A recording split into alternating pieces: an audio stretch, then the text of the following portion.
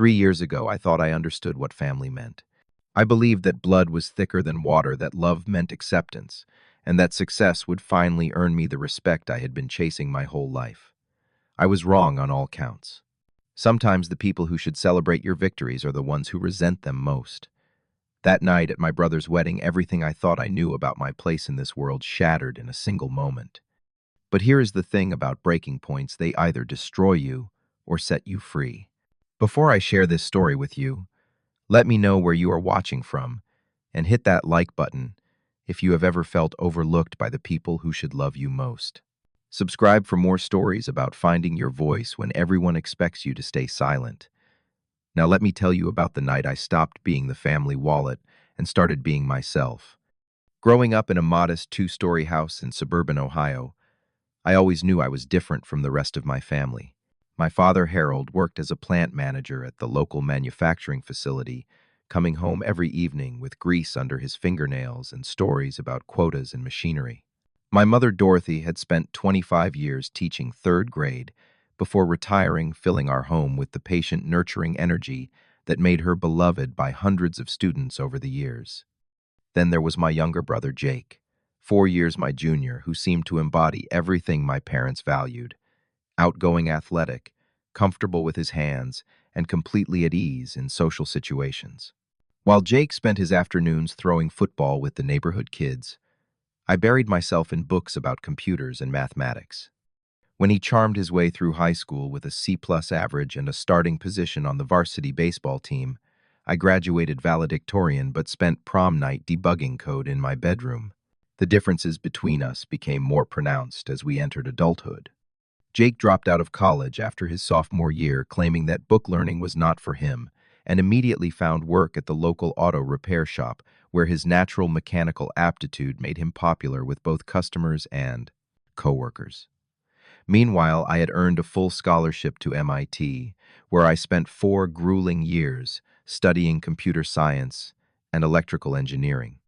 The campus felt like a different planet from our small Ohio town, filled with brilliant minds and cutting-edge technology that fascinated me more than anything I had ever encountered. After graduation, I landed a position with a tech startup in Silicon Valley that eventually went public, making my stock options worth more money than my parents had ever imagined possible. But success, I discovered, could be a double-edged sword within a family that did not quite understand it. Every time I came home for holidays or special occasions, I noticed a subtle but unmistakable pattern in how my parents treated Jake and me. They would proudly tell neighbors about my job and salary when I was not around. But when I was present, the conversation always seemed to drift toward Jake's latest automotive project or his weekend fishing trips with his buddies from work. During one particularly memorable Thanksgiving dinner, my father spent 20 minutes describing Jake's ability to diagnose engine problems by sound alone, calling it real intelligence and the kind of smarts you cannot learn from books. When I mentioned a breakthrough algorithm my team had developed, he nodded politely and changed the subject to football scores. My mother would pat my hand and say she was proud of me, but her eyes lit up differently when she talked about Jake bringing his latest girlfriend around for Sunday dinner or helping elderly neighbors with their car troubles. The pattern became more obvious as Jake entered his late 20s and started talking seriously about settling down. When he announced his engagement to Sarah, a sweet-natured nurse from the local hospital, our parents reacted as if he had just won the lottery. They immediately began planning what they called the wedding our family deserves, discussing venues, catering, and guest lists, with an enthusiasm I had never seen them display about anything in my life. The financial reality of their dreams became apparent within weeks of the engagement announcement. One evening, my mother called me at my apartment in Palo Alto, her voice carefully casual, as she explained that they wanted to give Jake and Sarah the perfect start to their marriage. She talked about the beautiful reception hall they had found, the photographer Sarah had fallen in love with, and the band that could make the evening truly special. Then came the gentle suggestion that perhaps I might want to contribute something meaningful to help make their dreams come true. I knew what she was really asking, and despite the sting of being seen primarily as a financial resource rather than a brother and son, I found myself agreeing to help. Family was family, I told myself. If my success could bring joy to people I loved, then perhaps this was simply another way of showing that love. I arranged to transfer $100,000 into my parents' account, enough to cover the reception hall catering, photography, flowers, and music they had described. The gratitude in my mother's voice when I told her almost made the hollow feeling in my chest worth it. Almost, but not quite. The morning of Jake's wedding dawned crisp and clear, with the kind of golden September light that makes everything look like a painting. I had driven from California to Ohio 3 days earlier, officially to help with last-minute preparations, but really to spend some time with my family before the big day. The wedding was being held at the Grand Valley Country Club, an elegant venue on the outskirts of Columbus that featured manicured gardens, a ballroom with crystal chandeliers, and the kind of refined atmosphere that my parents had dreamed about for their younger son's special day. I arrived at the country club early that morning, dressed in my best suit and ready to help however I could. The transformation of the space was remarkable. White silk draping, cascading floral arrangements, and round tables set with fine china and silver that caught the morning light streaming through tall windows. Everything looked perfect, and I felt a genuine surge of happiness knowing that my contribution had helped make this vision a reality. But as the morning progressed, I began to notice small things that left me feeling increasingly uncomfortable. When vendors arrived with questions about payments and logistics, my parents consistently referred to Jake's wedding as if he had somehow financed the entire affair himself. When Sarah's family members complimented the elegant decorations and expensive-looking setup, my mother beamed with pride and talked about how Jake had worked so hard to give Sarah the wedding she deserved. The seating arrangements provided another subtle but unmistakable message about my place in the family hierarchy. While Jake's groomsmen and Sarah's bridesmaids were seated at tables near the head table, I found my place card at table 7, positioned near the back of the room beside distant cousins and family friends I barely knew. When I gently asked my mother about the arrangement, she explained that they had put me somewhere quiet where I could relax and enjoy myself without having to make small talk with people I did not know well. As guests began arriving for the ceremony, I found myself engaged in a series of conversations that followed a remarkably similar pattern. Relatives and family friends would greet me warmly, ask briefly about my work in California, then quickly pivot to discussing Jake's qualities as a husband-to-be. My Aunt Linda spent 10 minutes praising Jake's down-to-earth values and practical approach to life, while Uncle Frank described him as the kind of man who knows what really matters. When I mentioned some recent projects I was excited about, they would nod politely and find reasons to excuse themselves or change the subject. The most telling conversation came when I overheard my mother talking with Sarah's parents near the gift table. She was describing the wedding preparations with obvious pride, explaining how Jake saved up for months to make sure Sarah had everything she wanted. When Mrs. Peterson commented on the obvious expense of the venue and catering, my mother lowered her voice and said, "Well, Magnus helped out a little, of course. He is good with money, but Jake is the one who really understands what marriage is about." I caught Jake alone for a few minutes, before the ceremony began, straightening his tie in a quiet corner of the groomsmen's preparation room. He looked handsome and happy, but when he saw me, his expression became slightly uncomfortable. "Magnus, I just want you to know how much this means to me," he said, his voice sincere but awkward. "You really did not have to do all this, man. I know it is a lot of money, and I am not sure I deserve it." His words were kind, but they confirmed what I had begun to suspect. Even Jake understood that I was being treated more like a benefactor than a brother. Before I could respond, our father entered the room, clapping Jake on the shoulder and declaring it was time to get this show on the road. He barely acknowledged my presence, his attention entirely focused on his younger son's big moment. The ceremony itself was beautiful, and I genuinely felt happy watching Jake and Sarah exchange vows in front of their family and friends. Sarah looked radiant in her dress, and Jake's voice broke with emotion as he promised to love and cherish her for the rest of his life. For a moment, I was able to set aside my growing discomfort and simply enjoy witnessing my brother's joy. But as we moved into the reception portion of the evening, that discomfort returned with increasing intensity. The cocktail hour featured more conversations where I felt like an afterthought in discussions about my own family. The dinner was delicious, and the band was excellent, but from my distant table, I felt more like a spectator at someone else's celebration than a key participant in my brother's wedding. Then came the moment when my father stood up to give his speech, and everything changed forever. The dinner plates had been cleared, and the evening was settling into that warm, convivial rhythm that marks the best kind of celebrations. The band had taken a break, leaving the room filled with the pleasant hum of conversation and laughter.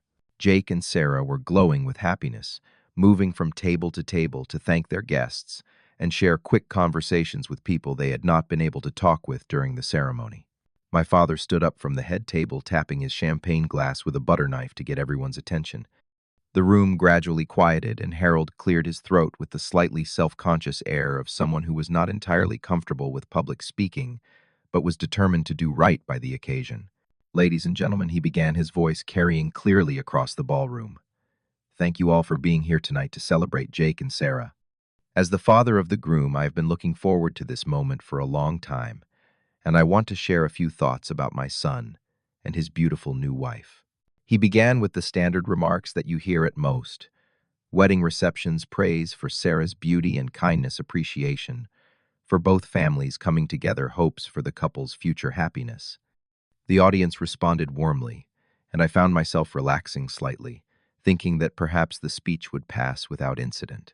But then my father's tone shifted, taking on the jovial, slightly conspiratorial quality that I recognized as his setup for what he considered a clever joke. Now I have two sons, he continued, and people sometimes ask me about the differences between them. Jake here never got married before, and he never finished college. But I will tell you one thing, at least. He is good for writing a check. The words hit the room like a physical force. For a moment, there was complete silence as people processed what they had just heard. Then the laughter began, starting with a few chuckles and quickly building into the kind of sustained, delighted response that my father had clearly been hoping for. People were not just laughing. They were applauding as if he had delivered the punchline of the century. I sat frozen at table 7, feeling as if the air had been sucked out of my lungs.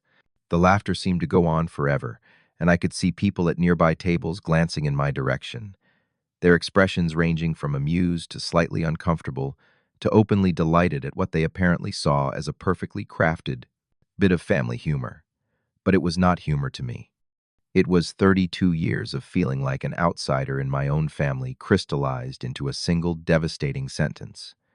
Every time I had been introduced as the one who is good with computers instead of simply my son. Every Christmas, when my gifts had been received with polite gratitude, while Jake's handmade presents were treasured and displayed.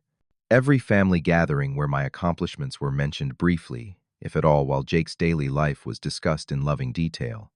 The applause was finally dying down, and my father was smiling broadly, clearly pleased with the response his joke had received. Jake looked uncomfortable, but was trying to maintain his smile for the sake of the moment. Sarah was laughing along with everyone else, though she kept glancing between my father and me with an expression that suggested she was beginning to realize that something was not quite right. That was when something inside me snapped. I stood up from my chair, the sound of it scraping against the floor audible in the momentary quiet between the end of the applause and whatever my father had been planning to say next. Every head in the room turned toward me, and I could feel the weight of more than 100 pairs of eyes as I began walking toward the front of the room. My father's expression shifted from pleased confusion to dawning concern as I approached the head table.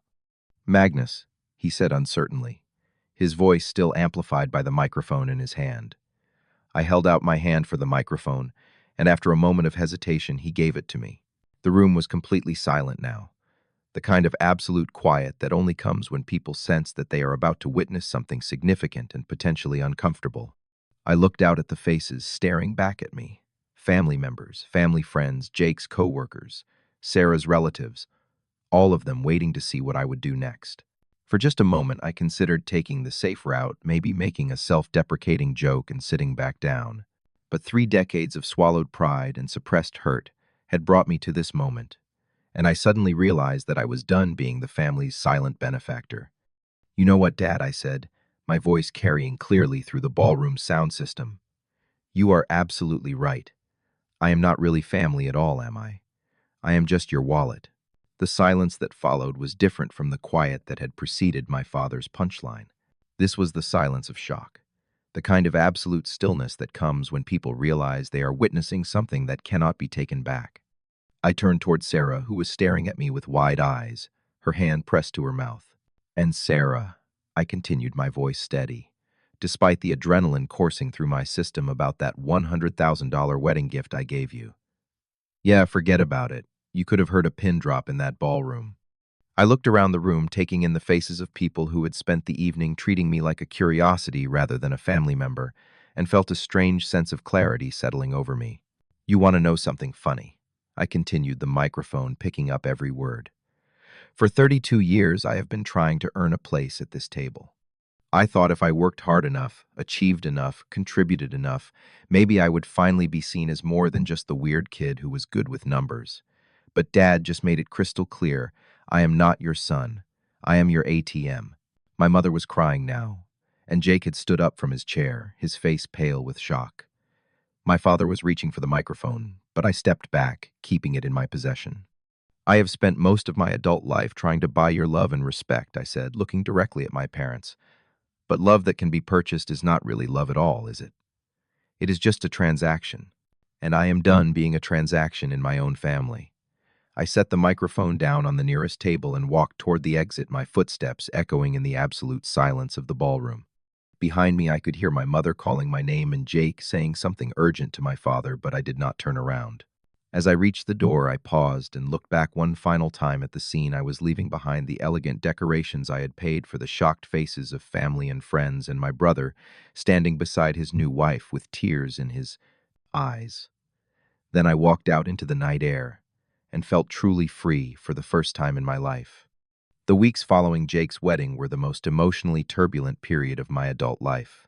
I drove back to California in a strange state of mind, feeling simultaneously liberated and guilty, proud of myself for finally speaking my truth, and horrified that I had disrupted my brother's wedding to do it.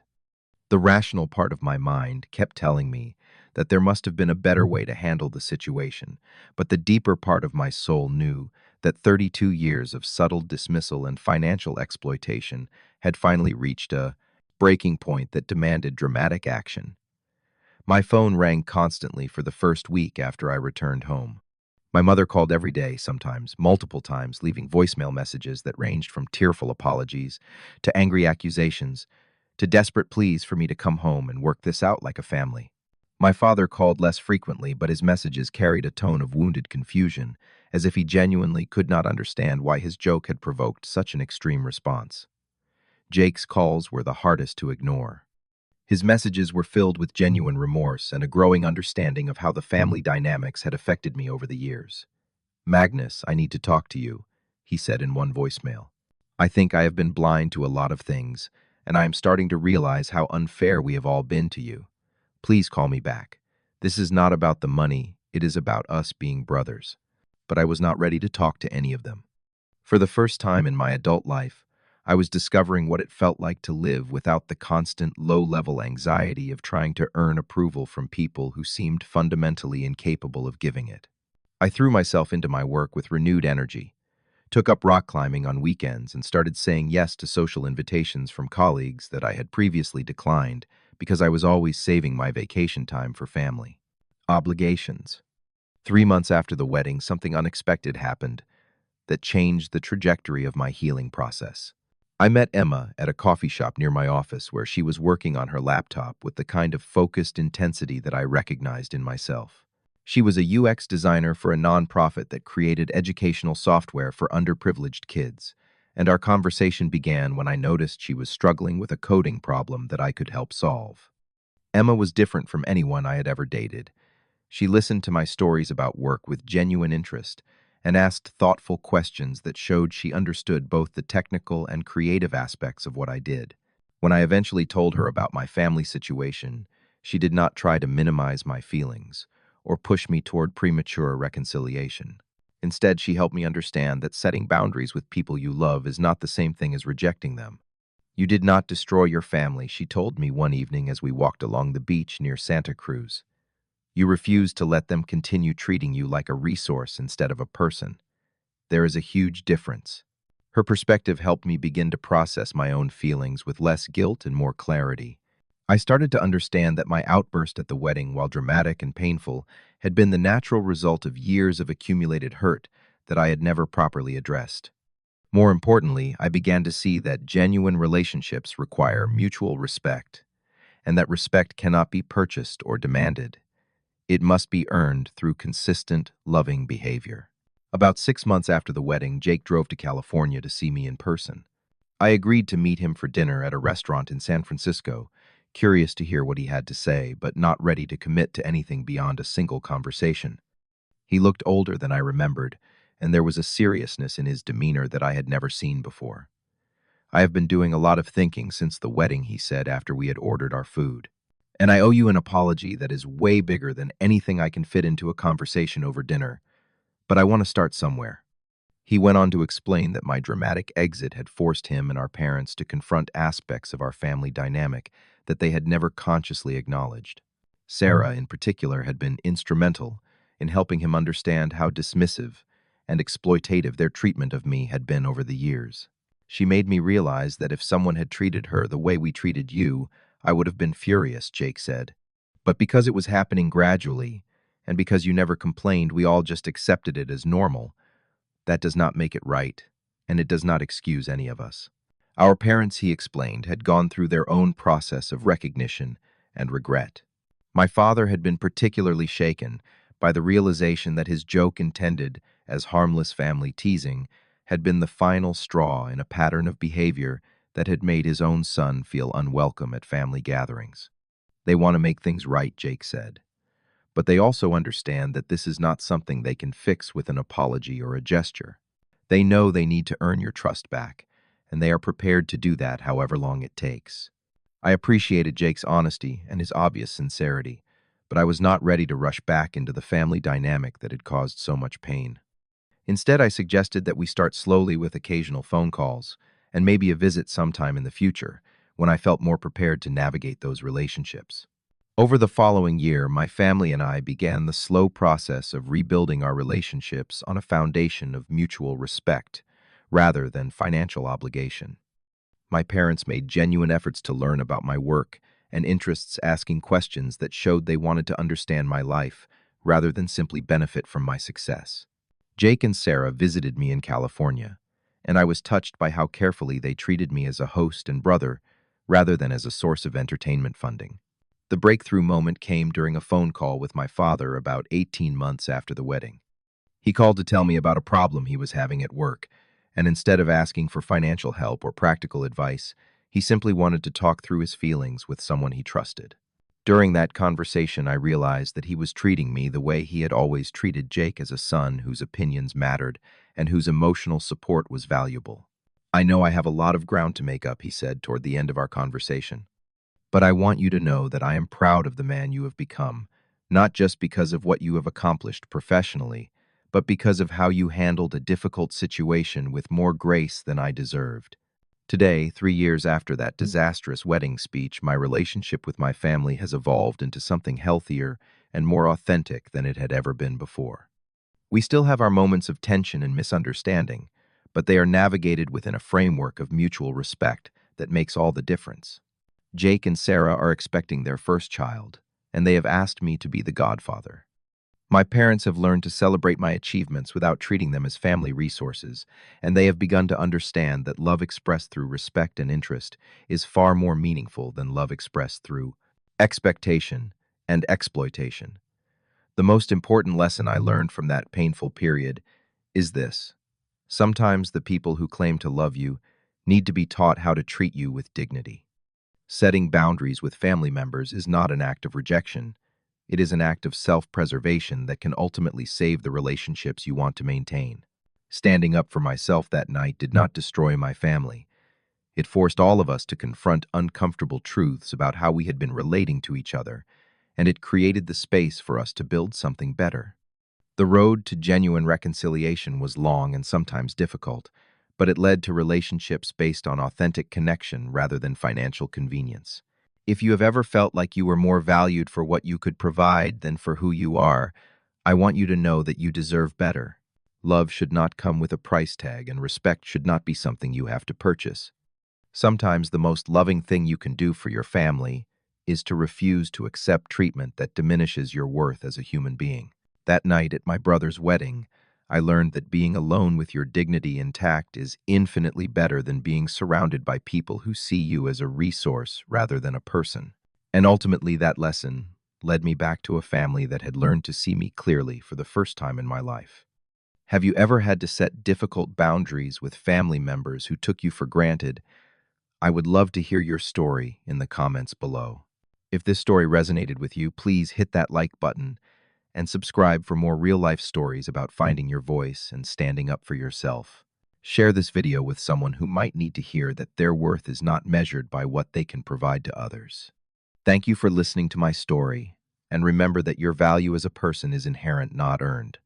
Until next time, keep standing up for the respect you deserve.